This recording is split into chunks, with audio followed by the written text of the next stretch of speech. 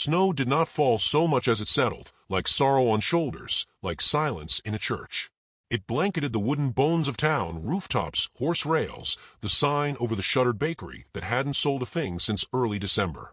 Wind curled in slow circles between the buildings, tugging at long coats and unraveling the hem of a tattered flag. No one spoke on Main Street. No one had to. They all watched. He came walking like something the land itself had forgotten, tall, wrapped in a doeskin coat too thin for the weather, his boots worn through at the toes. In one arm he carried 2 bundles bound in hide and wool, one nestled atop the other, both small as winter rabbits. Their faces were pink with cold, and only one moved, an arm twitching beneath the wrapping like it reached for something it had long since learned not to expect. Tayan Black Elk did not lower his eyes as he walked past the saloon. He did not look toward the church steps, where Mrs. Gentry clutched her shawl tighter and whispered behind her glove to a woman beside her. He did not acknowledge the man spitting tobacco from the general store porch, nor the 3 boys gathered outside the stable who paused in their game to gape. He only kept walking, every step stiff for miles in the snow, his breath thick and white like smoke from a dying fire.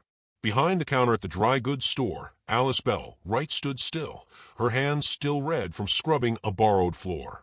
She'd come to town for salt, maybe thread. She did not move when she saw him, but her whole body leaned inward, as if her ribs knew something her spine didn't. A slow ache bloomed in her chest. "Is he?" someone whispered nearby. "Is that the Comanche widower?" She heard it, like all things whispered in towns too small for secrets. Heard the words, the chill beneath them. Widower, they said with emphasis. Comanche, they said like it meant danger, grief, filth. Not one person had stepped forward since his wife passed. Not one had brought milk when the twins were born into frost and howling wind. Not one except. Tayan stopped in front of the butcher's, blinked against the snow, and cleared his throat. "Please," he said. Just the one word. He said it like it cost blood. The door didn't open. A curtain twitched upstairs. One of the twins let out a soft, rasping cry. It was not the sound of an angry child. It was the sound of something forgetting how to cry. Alice stepped out into the street. She wasn't sure why her legs moved first, why her voice followed. Maybe it was the way the baby's hand curled weakly into a fist. Maybe it was the fact that no one else did. Or maybe it was because she, too, knew what it felt like to be regarded as not quite human. She had her shawl pulled tight around her shoulders, a plain blue one, edges frayed. Her boots sank into the slush. She stopped in front of him, just close enough to see the strain around his eyes, the cracked line along his bottom lip, the tenderness with which he rocked the children back and forth, as if rhythm alone might keep them alive. "How long since they last ate?" she asked softly. Tayan looked down. His voice came slow. "Day and a half. Maybe more. My mare died. Walked from the canyon." Alice nodded once. She saw the hunger hollowing his cheeks, the smell of smoke in his coat from old firewood, the blood seeping through the heel of one boot. But all she could look at were the babies, so small and fading. She reached out.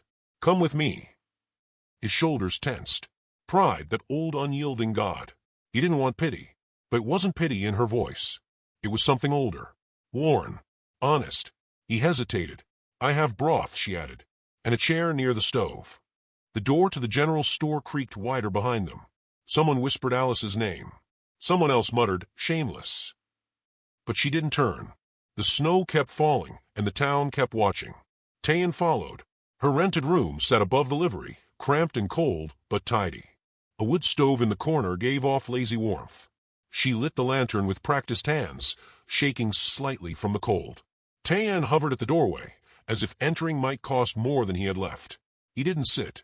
She poured broth from a pot kept warm on the iron plate and ladled it into a tin cup. He didn't touch it until she pressed it into his fingers. Then slowly, as if remembering how, he drank. The babies cried again, weaker now. Alice unwrapped one with gentle hands. Girl, she guessed. Delicate face. Bones like reeds. No milk. Alice asked, not looking up. Tayan shook his head.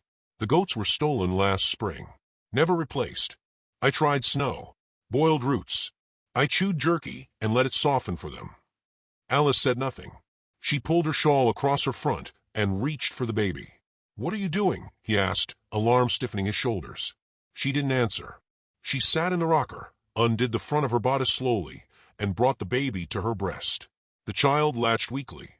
Alice let out a long breath. Tayan stood frozen. A moment passed, thick and humming with something deeper than words. Shame burned on his face. Shame that he had to let her do this, that he couldn't do it himself, that his children were dying, and only a stranger's body could save them.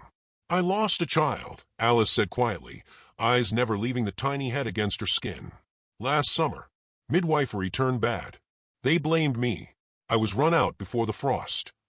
Tayan did not reply, but he lowered himself slowly to the floor beside the chair. The second child stirred in his arms. She reached out her hand again. "What's her name?" "Ayoka," he said. "It means she brought happiness." Alice smiled softly. "Then she'll stay." The room was silent except for the crackle of the stove and the suckle of a child reclaiming life. Outside, footsteps moved past the window, and voices like wind muttered her name again. Let them speak, she thought. Let them spit their poison. The second child reached toward her with a trembling hand, and Tayan, after a moment's war within himself, gently passed the boy to her arms. They sat that way for what felt like hours. No duralisations, no promises, just breath and body, and the quiet, sacred act of nourishment. The snow climbed the sill. When Tayan finally spoke, it was so soft she nearly missed it. "Why?" Alice looked down at the sleeping twins. "Because no one else did," she said. And in that moment, in that quiet room above the horses and beneath the judging town, something unspoken took root, thin as thread, warm as breath. It would not be love, not yet, but it would be enough to carry them into the storm ahead. The cold followed them home, not the sharp, stinging kind, but the kind that seeped into bone, quiet and persistent.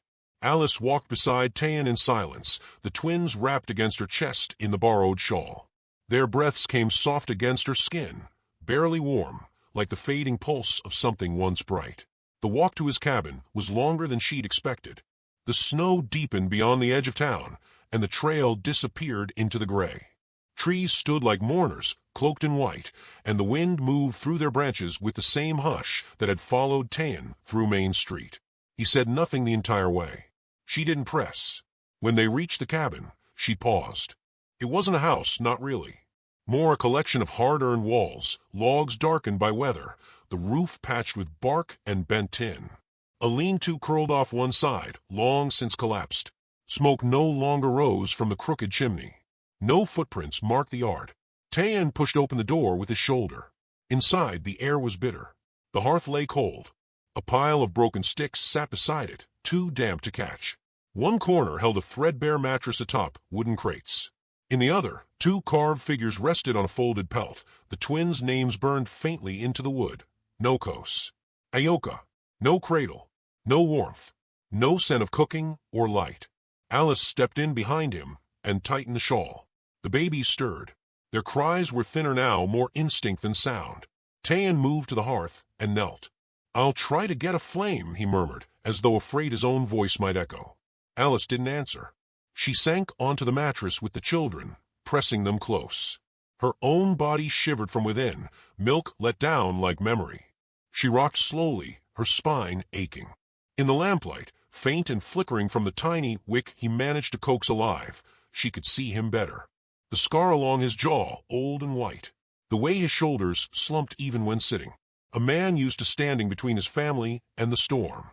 She closed her eyes, remembering how that felt. "I didn't mean to stay this long," she said softly. Tayan didn't look up. "You can go if you want." Alice pulled the twins tighter. "They're nursing again." The fire finally caught, a low, reluctant flame. It cast soft light on the floorboards, worn smooth where feet had paced. She imagined the other woman here before her. The one buried without marker last spring, only a line of stones by the willow behind the house. She'd heard about her. They all had. A Comanche bride, sick from the last snowfall. Town said Tayan refused the preacher's visit. Said he buried her with his own hands. Alice didn't believe half of what the town said anymore. How did she die? Alice asked. Tayan blew gently on the flame. Fever. Afterbirth wouldn't pass. Alice nodded. I could have helped. I didn't know your name then. No, she said. You wouldn't have wanted my help back then. A silence fell, but not an empty one. It filled with shared grief of things not saved, not said, not done in time. Alice gently laid Ayoka on the furs by the fire, her small chest rising with each breath. Then Nokos. Both slept full at last. Their skin no longer looked gray. She stood, her joints stiff. I should get back. Tayan rose too quickly. It's late. Snow's coming. I've walked in worse. I saw your boots. He looked down. They leak. She almost smiled. So do yours. The air between them changed. Not warmer, just less afraid. He looked toward the door, then back at her. Stay the night. It's safer. Alice hesitated. Outside, the wind rose, lifting a loose shingle, rattling the glass. The babies stirred in their sleep. She sat back down. Later, she pulled off her damp boots and set them near the hearth. Her stockings were worn through at the toes. Tayan laid out an extra pelt beside the mattress and turned his back when she laid down. He didn't touch her. Didn't ask. The fire crackled softly. She closed her eyes. In the middle of the night, the babies whimpered, and she rose without thought, drew them to her breast in practiced motion. Tayan stirred but did not move. In that low light, she watched him. The hollow in his cheeks. The slow curl of his hand near his heart, as if sleep held it there. She thought about what they would say, Mrs. Gentry and her Sunday circle. Feeding a savage's babes with her own body, sleeping in his shack. They'd say she was unclean. Ruined again. As if a woman could ruin any more than the world already had. But the twins were warm against her chest, and the fire didn't die. When morning came, the wind had buried the porch. Tayan shoveled the path in silence. Alice made a thin porridge from oats she found in a rusted tin. He watched her without speaking. There was no hunger in his eyes, only something quieter. Reverence, maybe? Or disbelief. She dipped a cloth in the porridge and pressed it gently to Nokos' lips. He sucked at it eagerly. Ayoka followed. You have a way with them, Tayan said. I was a midwife. He looked away. That's what they say. They say a lot of things, she replied, placing the tin on the hearth. They said I let a child die in childbirth because I didn't pray hard enough. Because I was alone. No husband. They called it judgment. Tayan's hand stilled. I buried her myself, Alice whispered. In Snowbank, behind the clinic. No stone. No cross. Just a handful of ash and a name in my mouth. He turned slowly. His voice was raw. What name? Mercy. The fire cracked, loud in the silence. I've heard worse names, he said, and better reasons to keep living. She folded the cloth and stood. So have I. That day she didn't leave. She washed the linens by the creek in the sunless cold. She boiled roots and dried meat and fed the twins again. And when the sky turned pale, she stepped onto the porch to find 3 women from town standing on the trail, Mrs. Gentry in the middle. They didn't speak, just stared. Alice didn't flinch. She didn't call out. She let them look. She turned slowly and walked back inside, closing the door behind her with the weight of a woman who'd done it too many times before. Tayan was feeding the fire. They'll talk, he said. They already do. He met her eyes. Does it bother you? Only when I listen. She took the twins into her arms again. Tayan said nothing more. He didn't need to. Outside, the sun broke through the clouds for the first time in days. It painted the snow gold for a moment, just a moment, before fading back into gray. But Alice saw it, and she let herself believe, just a little, that it might return. The babies cooed, full and warm and clean. She stayed. Smoke rose from the chimney again, thin and wavering at first, then steady, like a breath held too long, finally exhaled. The cabin no longer looked abandoned. Someone had swept the snow from the porch. A blanket hung drying on the rail. In the mornings, the sound of water boiling and babies murmuring replaced silence. The forest around them still stood solemn and cold, but something had shifted inside the walls. Alice moved through the cabin with a quiet rhythm. She'd found a small metal kettle, rust blooming at its base, and scrubbed it clean with ash and snow. She crushed dried herbs with the heel of her hand, adding them to the boiling pot, filling the room with the soft scent of sage and wild mint. The twins had color now, the kind that lingered even after sleep, and their cries came sharper, bolder, like they'd remembered the right to ask. Tayan had begun to speak more, though never much. He showed her where he kept the tools under the floorboard, how to bind spruce sap into kindling, how to mend a leather strap with sinew. He carved a spoon one evening with callous fingers, handed it to her, without a word, and she used it the next morning to feed Nokos. The quiet between them wasn't empty. It held things neither had words for: grief, gratitude, the slow, uncertain shaping of trust. She hung her shawl on the same peg each night. He began piling extra wood beside her sleeping place before dusk. It was not love. Not yet. But it was the beginning of something warm in the cold. One evening, she taught him how to make porridge from the last of the oats and a pinch of salt. His hands moved stiffly at first, clumsy in the pot, but he followed her every gesture. She watched him pretend not to look at her fingers, the way they curled around the ladle. She pretended not to notice. That night, she set the bowl before him and sat across the hearth. The babies slept between them. Firelight danced on the cabin walls. "You used to be different," she said quietly. "The first time I saw you in town, you walked like you'd rather vanish." Tayan stirred the porridge slowly. "I was starving. And now," he glanced toward the twins, "now I'm not alone." The next morning, she ventured into town. She needed more cloth. The babies had outgrown the wraps she'd made from the old pelt, and Nokos had begun chewing the edges in his sleep. Tayan offered to go, but she shook her head. "They'll speak less freely to me." He didn't argue. He only watched her saddle the old mule with steady hands and pack a strip of dried venison in her coat. When she arrived at the general store, the door creaked the same way it always had, but the hush that fell inside was heavier than usual. Mrs. Gentry stood near the salt barrels, her gloved hands wrapped around a bundle of lye soap. Her eyes narrowed the instant Alice stepped in. Alice walked straight to the back, found what she needed, and placed the fabric on the counter. The shopkeeper, old Mr. Harlan, gave her a polite nod, but his hands trembled when he counted the coins she set down. "That all?" he asked. She met his eyes. "Yes." Behind her, Mrs. Gentry sniffed. "She doesn't even blush anymore," the woman said, not softly. "Walks in like she's clean. Like feeding a heathen's babes makes her a saint." Alice turned. Mrs. Gentry's face was red from the cold or something darker. Her voice rose. "We saw her leave the cabin. We know she's staying. You let that man's children feed from your own body. What else have you let him take?" Alice didn't flinch. She walked forward until only a breath separated them. "You speak like a woman who's never been hungry," she said. Then she left. Snow had begun again, slow and steady. She took the long road home. Let the wind bite her cheeks. When she reached the cabin, Tayan opened the door before she knocked. "They said something," he said. "They always will." He took the cloth from her arms, careful not to touch her. Not yet.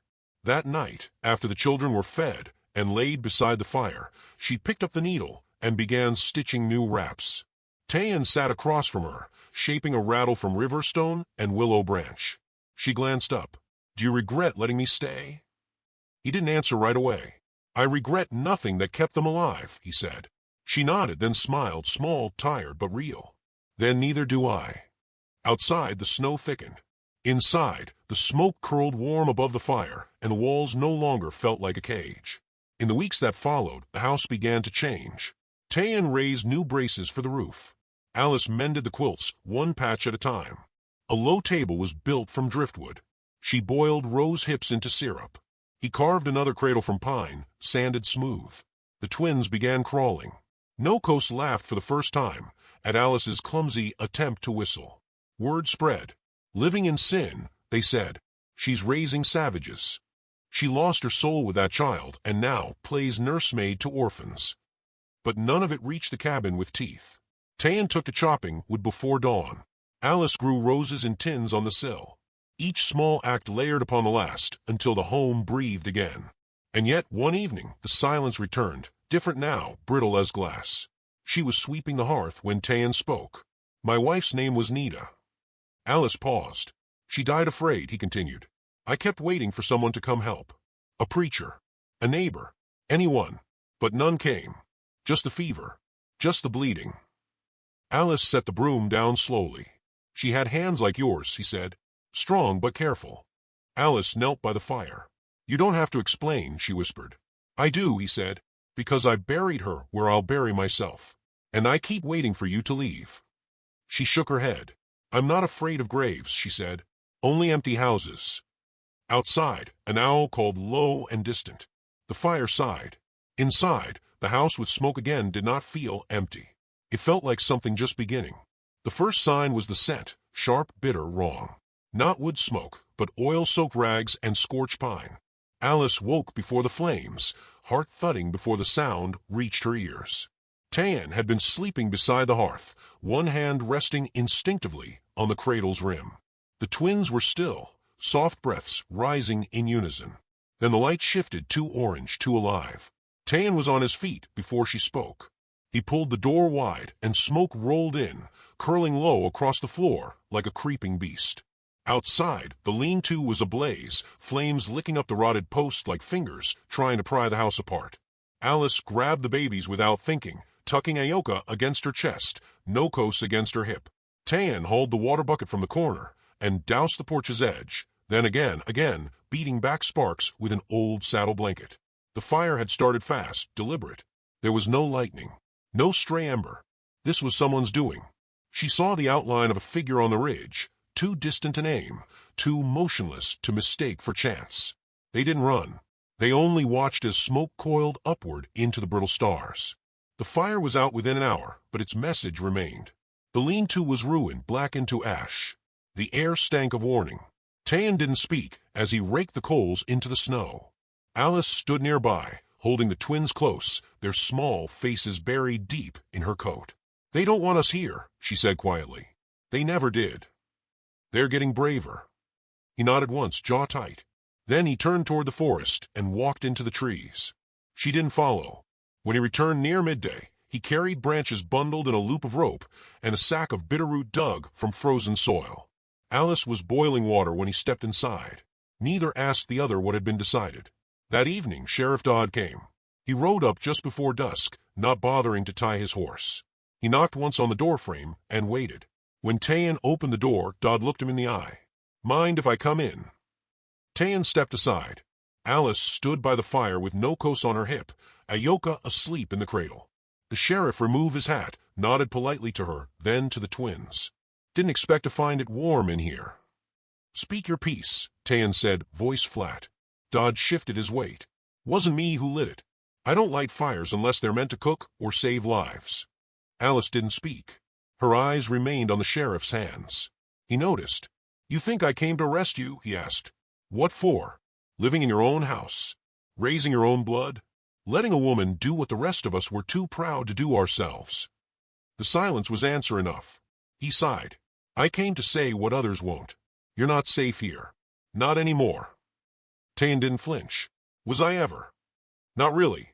But now it's crossed a line. Next fire might come through the window." Alice pressed Nokos closer. "And if we leave, they win." Dodd met her gaze. "Ma'am, I admire your strength, but that won't stop a bullet." He looked at Tan again. "I'll look the other way. A wagon leaves south come Thursday.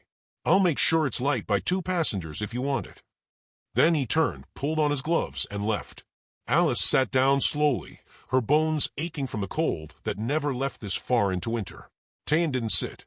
He stared at the door long after it closed. "I won't leave you," she said quietly. He turned, eyes unreadable. "I wasn't asking you to," he answered. That night, snow began again, thick and heavy, falling like it had forgotten how to stop. They packed what little they had. Tan oiled his bow, checked the fletching on each arrow. Alice rolled the quilts tight, tucked dried berries into old cloth, wrapped both twins in fur-lined bundles. Still, neither said the word leave. As if to name it would make it real. Near dawn, Nokos coughed. It started dry, barely more than a hitch, but it grew. By noon, Ayoka joined him. Small, racking gasps, too shallow for comfort. Alice laid her ear to their chests, listened for the wheeze. The smoke from the fire had lingered in their lungs. She boiled more herbs, mashed wild onion and bitterroot into paste. Tan fetched snow and melted it clean. For hours, they passed the children between them, wiping fevered brows, humming half-remembered lullabies. At dusk, Tan began to sing. It was low and without words at first, a rhythm more than a melody, deep and steady, the kind of song born long before language. Alice sat beside him, the twins in her lap, and listened as the sound curled around the rafters, around their weary bodies, around the truth neither had spoken. They might not make it through another night. She leaned her head against his shoulder, just slightly. His breath hitched, but he didn't pull away. "I won't let them die," she whispered. "You won't," he said, as if it were a vow. Later, when the babies finally slept, Tan turned toward her, his voice hoarse. "Would you take them if something happens?" She looked at him hard. "Don't say that." He didn't. Instead, he reached into the old trunk beneath the bed, pulled out a small leather pouch, and removed a ring, silver, worn smooth, carved with a single braided line. "My wife's," he said. "It doesn't mean. I don't ask anything of you. Only that if we must leave, they have something that binds them to memory." Alice took the ring in her palm. It was warm. "They have me," she said, "and they have you. That's enough." Outside, the storm grew louder. Inside, the fire burned steady. They did not sleep. Not fully. Not together. But they stayed. When morning came, it brought a brittle kind of stillness. The air smelled of frost and pine and survival. The children were still breathing. The storm had not yet passed, but they were still here. And for now, that was all that mattered. The wind had teeth. It bit without mercy. Slicing through wool and leather like cloth was nothing more than suggestion. The snow had turned to ice midair, needling skin, smearing the sky into one long white veil. Tan leaned forward into it, hand on the mule's halter, boots sinking with every step. Alice rode behind him, clutching both babies beneath her coat, their bundled bodies tucked against her chest as if her heartbeat alone could shield them. They hadn't spoken much since the morning they left. There was no need. The path south had vanished under the blizzard. No wagon met them Thursday. The town made sure of that. No room, no warning. Alice heard the lies in Dodd's voice when he said the wagon had broken down. She didn't argue. She only tightened the twins to her breast and mounted the mule with Tan beside her. They moved through a world gone pale and merciless. The trees blurred. Landmarks disappeared. Even time lost its shape, stretching wide between each breath, each footfall. The mule wheezed but didn't falter. Tan never looked back. Alice's fingers went numb by the third hour. She shifted the babies every few minutes, speaking low into their ears, keeping them alert with words she barely remembered saying. Songs, prayers, promises. "I have you," she murmured. "I have you." Tan glanced back once, his face rimmed with frost, eyes burning through it. She nodded. He turned and kept going. By midday, her thighs ached from gripping the mule's sides. Her shoulders throbbed beneath the weight of the children, but she didn't loosen her hold. If she let go, she feared the storm would snatch them all. The pass narrowed, snow rising in walls on either side. The wind screamed between them. Tan paused at the ridge, squinting down into a gully below where a narrow trail curved behind a stand of dead trees. "We rest there," he said. Alice slid from the saddle before the mule stopped. Her knees buckled. Tan caught her. "I'm fine," she said through chattering teeth. "You're not," he answered, but there was no judgment in his voice. Only fear shaped like care. They huddled beneath a thick pine, Tan hacking at frozen branches with his knife, Alice unwrapping the babies and pressing them skin to skin beneath her blouse. Their cries had grown thin again. Nokos barely stirred. Panic rose in her throat. She blinked it back. "We have to move," she whispered. Tan had already started. He piled the branches around them in a haphazard shelter, threw his coat over the top, and reached for Nokos. Alice held him back. "They need warmth. Real warmth." He hesitated, then pulled her close and wrapped his arms around the four of them. She could feel his heartbeat, slow and strong, against her spine. The hours passed. Nokos stirred. Ayoka let out a dry wail. It sounded like life. When the storm quieted, Tan stood and looked west. "Another half-day's walk," he said. "Elder lives by the hot springs. He'll shelter us." "Will he?" "He was my mother's uncle. If he still breathes, he'll help." They moved again, slower now. The trail was ragged, littered with limbs. Alice clutched the babies so tightly her arms throbbed. Tan took the lead, carving footholds with each step. At the summit, Alice slipped. Her foot found ice and vanished from under her. She cried out, the sound short and sharp. Tan turned in time to catch her, arm across her back, mules startled behind them. "You're shaking." "So are you." He looked at her, truly looked, as if seeing all the lines that winter had drawn across her face. "You can't carry them both," he said. "I will." "No. Give them to me." Alice hesitated, then nodded. One by one, she passed the twins into his arms. He tucked them inside his coat, folding their bodies against his chest. She stepped behind him, hands on his waist, steadying both of them as they moved down the far side of the ridge. It felt like a lifetime, each step etched into the ice, every gust of wind a test. Then, near dusk, the smoke, thin and gray, curling up behind a low line of trees. A hut, barely visible, built into the slope.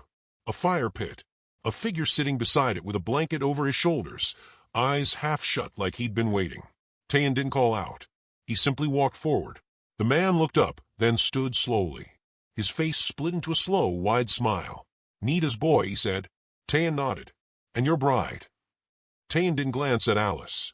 He looked at Ayoka and said her mother. The elder ushered them inside, laid new logs on the fire, poured something hot into a bowl. Alice sank beside the hearth, too tired to speak. The babies whimpered. Tayan crouched beside her and placed a hand on her knee. "We made it," he said. Alice looked at him, at the soot and snow in his hair, the raw skin around his knuckles, the ring tucked in the pouch she still carried. "You carried all of us," she said. He smiled faintly. "You fed all of us," he said back. That night, the wind howled, but it didn't touch them. The cabin walls were thick. The fire didn't die. The babies slept between them on clean hides, cheeks pink again. Before bed, Alice slipped the ring from her pocket. "I can't wear it," she said. "Not yet, but I'll keep it. For them." Tayan reached for her hand, rough thumb against her knuckles. "That's enough." They didn't kiss. They didn't promise. They just were warm alive together. And for the first time since the wind carried him down Main Street, the man who had once begged for milk now sat beneath a roof with his children fed, a woman at his side, and the fire full in the hearth. Later, as the babies dreamed and snow whispered against the windows, Alice whispered to herself, as if to the viewer of a story she'd once lived through. "There's more than one way to be born. Some people are born of blood, others of winter. I thought I'd lost everything when they turned me out, but I was being turned toward something, toward a home that had no door, no walls. Just arms, just warmth, just the kind of love that arrives without thunder and stays without demand." She touched her fingers to the baby's soft cheeks. "And when the world judges you," she murmured, "let them. Because the only voice that matters is the one that whispers you stayed." Outside, the storm moved on. Inside, they had survived. And tomorrow, for the first time in a long time, would come with hope.